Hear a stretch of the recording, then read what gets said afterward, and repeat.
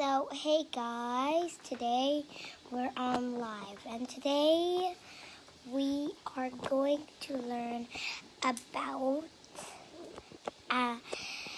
squirrels and birds. So, we're going to be adding someone to this popular live. So, who do we have here? So, today we have Aya, Mama. So, can you ask me questions? So, ask me questions. What can you say about squirrel and bird? Squirrels and birds. Oh, usually squirrels don't work together in teams.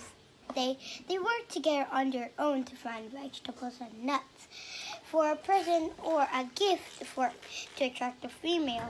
If it is a yes, then they'll give birth to a little one. But if it's a no, they need to find a different female. Oh, it's a squirrel. Vegetables and nuts. Which is she scared of?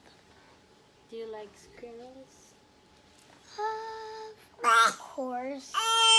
Sometimes I like them because these are little sprouts and they haven't grown yet. So talk about that.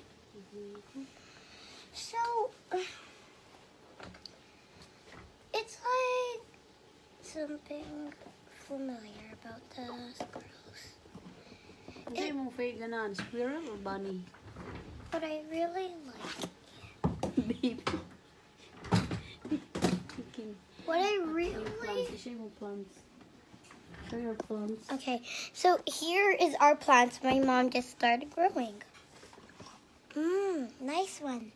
My mom has a table of plants. Hello. I waved at someone. All right, so we'll be talking about birds. Birds can be kind of rare, common, or just normal something. Because it's like